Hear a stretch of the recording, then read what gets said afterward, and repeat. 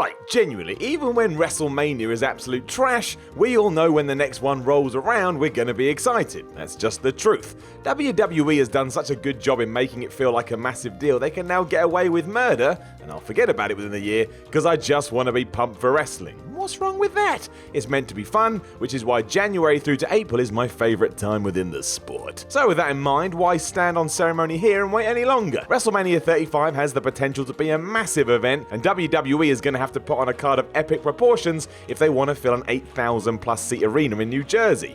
And they do want that.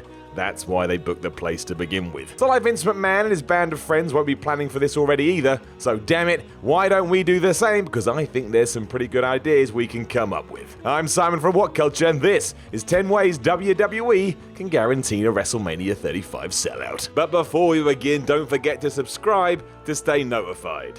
Ding, ding, done. Number 10, Daniel Bryan in the main event. I don't care about TV ratings, merch sales, or any of that nonsense. I get why they're important and a sign of who is over, but when it comes to WrestleMania, that stuff goes out the window. The crowd that descends onto that event are a breed onto their own, and trying to go with the status quo never works. This is where our man Daniel Bryan comes into the fold. Given his comeback story this year, the fact we all love him, and that he's one of the best wrestlers in the company, meaning whatever the main event was would be awesome, that's the whole point, letting fans know that the Yes Man is going to close WrestleMania would most likely create a proper buzz and get people through the door. It would get even better too if this was made possible after winning the Royal Rumble. Think of all the hoopla Bryan has been through when it comes to that event. To see him finally stand tall at the end of it and go on to close the Showcase of the Immortals would blow my mind. I'd be so happy. I don't think I'd even care about what happened beforehand. I imagine WWE want to see how Bryan's run will go from this point on, as he is an unknown commodity at the moment with all the retirement stuff, but hey, on paper, this seems like the best idea ever. To me. Number 9, a ladder match. Sounds silly, right? Why would a ladder match make any difference to WrestleMania, especially when we have the likes of TLC and of course Money in the Bank? Well, I'll tell you why. That's what I do. While Money in the Bank is still awesome, it's not as cool as it was when it was a Mania staple. I understand why it got its own pay-per-view, but knowing there was going to be one crazy ladder match on the show that had genuine stakes attached to it was perfect. It got loads of guys on the card and got the audience invested. Those occasions where it opened proceedings were true highlights. Stipulation bouts like this also help because WWE are insistent on making WrestleMania go 45 hours every year, so you have to pace the event as well as you can. Individuals hurling themselves around a would-be weapon is a great way to do that. So why not have the US or IC title defended in one, or even the cruiserweights? If anyone can pull off some incredible stunts from a ladder, it's those guys, and they'd finally have a prominent spot they still lack. In short, WWE rarely puts on a bad ladder match. If that's the case, don't hide it away.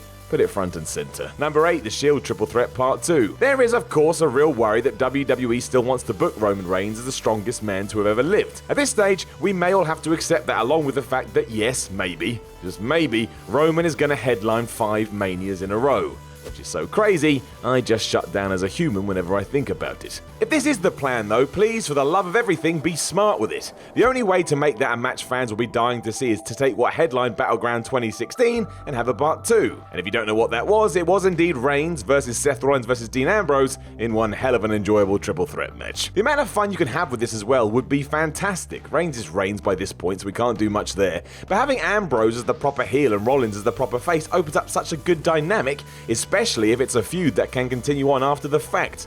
You also wouldn't get a final match that's booed out the building, something that's become a rarity in the modern day. I want to be able to enjoy my show closing fight, and this is something all fans want to see. It would be good too. I bet my hat on it, and I don't even wear one. Number 7, John Cena's record-breaking win. Say what you want to about John Cena, but when the man is attached to a show, ticket sales increase and merchandise go up too. He's a draw regardless, and therefore should always be a WrestleMania feature. Given that we're running out of ideas for him though, 2019's biggest pay-per-view should probably focus on Cena's attempts to break the Ric Flair title record, no that's not true, and gain his 17th World Championship in the process. With the right build, it could genuinely be a huge deal. There's things you can play off as well, such as the fact that before The Undertaker in 2018, Cena hadn't lost at Mania since 2012, and in 2013 he won the WWE title in New Jersey, which is where WrestleMania is taking place next year. If that doesn't tick a lot of boxes, I don't know what does, and it would be a fitting end, so to speak, for a guy that does deserve it, no matter what you think of him. It's going to happen at some point, so why not on a show with a hell of a lot of seats?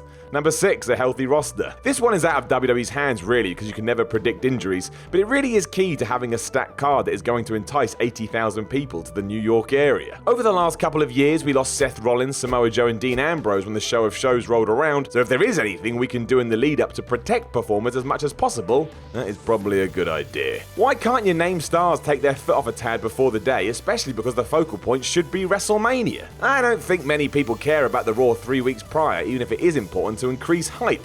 If WWE can get to April 2019 with a full roster though, the options of what they can do will be huge. It's got real depth at the moment, and with some great storytelling and matchups, I tell you, I'll be in. Take the names I've just said. If there are other plans for Roman, I would take heel Ambrose versus face Rollins. You bet your ass I would. That's gold.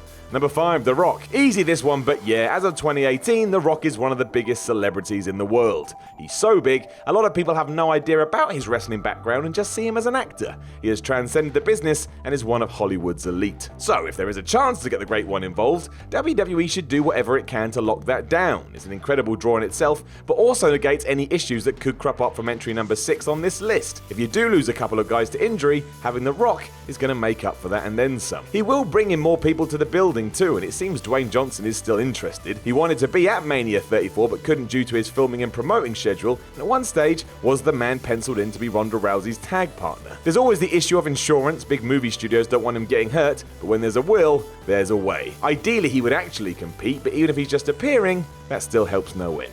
Number 4, Big Match Braun. One of the most nuts things about this year's WrestleMania was that Braun Strowman, a dude who is over like Rover, didn't have a big match. Instead, he was thrown into a tag team bout and picked a child as his partner. We're not going to go over that here, it's been done. It was ridiculous, however, and come 35, Strowman has to have his moment in the spotlight. He's already won the greatest Royal Rumble, could very well be the Universal Champion at one stage before 2019, and he's beloved. Don't ignore that. You keep pushing him for the next 12 months and pay it off at the biggest event you have. He is not a novelty sideshow.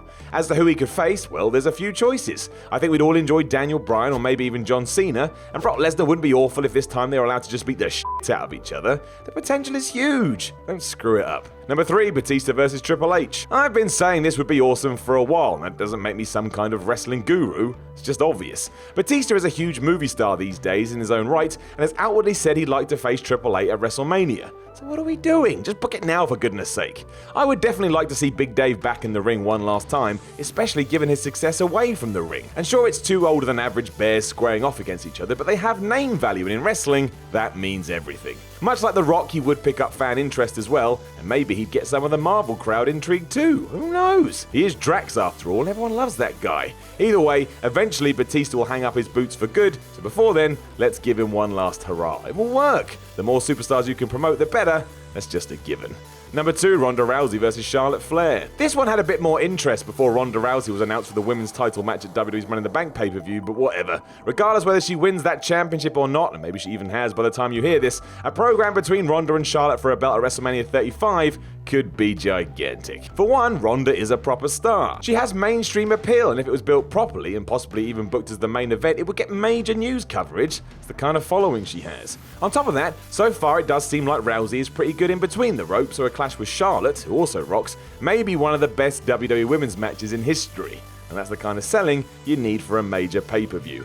It also gets some serious hype if WWE can hold these two off till next year. They're on different brands, which is a great start, and there is genuinely potential here. If everyone involved could pull it off too, the future could be very different and very exciting for everyone involved. Number 1, The Undertaker's curtain call. While The Undertaker's retirement at WrestleMania 33 is now bogus given he came back a year later, at least his angle with John Cena was very entertaining. I thought so anyway. It was a true highlight of the show. And there is a silver lining to this as well, which is the opportunity it presents WWE with for next year's show.